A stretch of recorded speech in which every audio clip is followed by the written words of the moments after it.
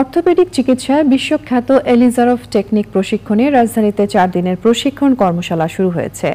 ঢাকার জাতীয় অর্থোপেডিক হাসপাতাল ও পুনর্বাসন প্রতিষ্ঠানের সাবেক অধ্যাপক ডক্টর এম বারী এবং রাশিয়ার ন্যাশনাল মেডিকেল রিসার্চ সেন্টারের এলিজারভ টেকনিক বিশেষজ্ঞ ডক্টর নোভিকভ কেআই সারা দেশ থেকে আসা চিকিৎসকদের হাতে কলমে এই প্রশিক্ষণ দেবেন।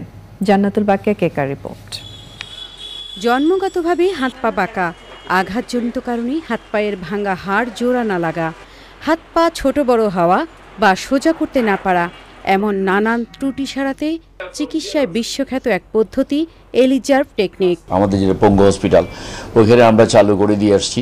এরপরে এখন বাংলাদেশের বড় বড় শহরগুলোতে চট্টগ্রাম, চিটাগং মেডিকেল আছে, বিশেষ করে যারা পা খাটো আছে এবং আপনার সৌন্দর্য বৃদ্ধির জন্য 5 ফুটের নিচে মেয়েরা আছে, ওদেরকে আমরা লম্বা করি। কসমেটিক সার্জারি, হাড্ডি মারি পড়ে গেছে এরকম ধরেন 10 সেন্টিমিটার 15 সেন্টিমিটার, মাঝখানে হাড্ডি নাই, উই আর ইনক্রিজিং দিস বোন বাই দিস টেকনিক।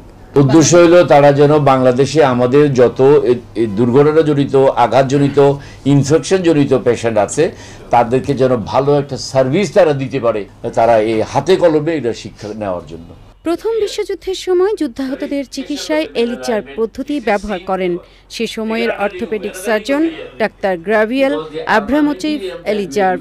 পরবর্তীতে এই পদ্ধতি রাশিয়া থেকে বিভিন্ন দেশে ছড়িয়ে পড়ে। We start treat, we need get excellent result, and this is one.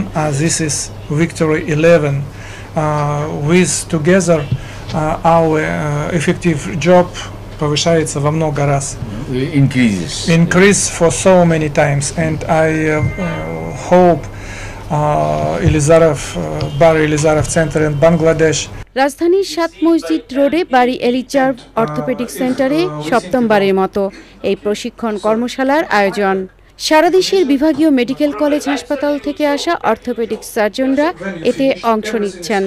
রক্তপাতহীন এবং কাটাছেঁড়া ছাড়াই এলিজারভ টেকনিক হাতে কলমে প্রশিক্ষণ দিয়ে অর্থোপেডিক চিকিৎসায় এই পদ্ধতি ছড়িয়ে দিতে চান সংশ্লিষ্টরা।